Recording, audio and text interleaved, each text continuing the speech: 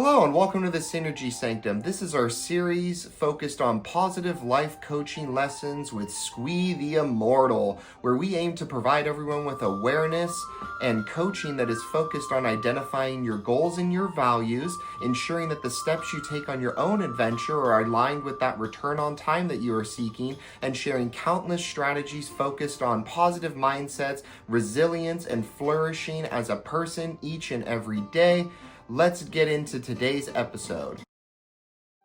To get us started today, we are going to talk about something that exists in all of us as people, something that's in our biology, something that is as great a need for each of us as our needs for food and water. And it's this concept of risk versus reward. And many of us probably know this as something like fight or flight, and this response that we have to the unexpected or to something that is a risk to us or a potential obstacle or anything that's like disrupting our comfort and our great day. Our minds do something really interesting. So within you, whenever you occur something that is not comfortable or different or new, your brain takes a pause and it has this assessment and assesses whether or not it's going to be a risk to engage with this thing that's occurring, this event, or if there's going to be a potential reward for engaging in this event. And the crazy thing here is this happens like almost subconsciously. You're not even like thinking about it. It's something that is just happening to you,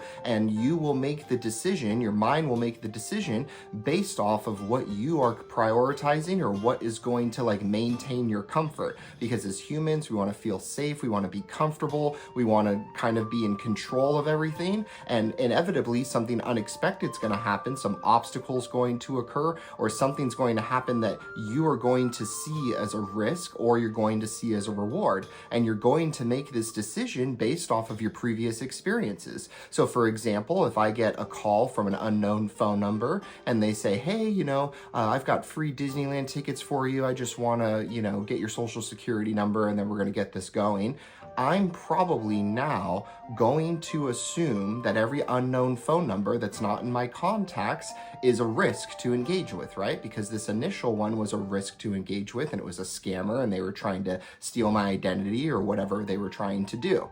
However, this is now inhibiting my growth. It's inhibiting me to what I am comfortable with, right? So if I'm only comfortable with what I know or what's within my control or what's familiar, then I'm basically limiting myself into this sphere, right? I'm not going to be willing or ready to venture out of this and grow and learn because it's uncomfortable to do that, right? And in my mind, my brain is trying to prioritize comfort and safety and happiness for me, right? So making this assessment of risk versus reward is scary, right? It's a scary thing because if I try to engage in something that's going to be a potential reward, there is still a strong chance that it might not work out. I might not get the reward that I'm seeking. I might not end up growing or learning. It might end up just as bad as if I had made the decision initially to say, nope, this is a risk. I'm not touching it. I'm going to go back into like my comfort and my safety, and I'm going to reinforce it so going forward I won't have to deal with this, right?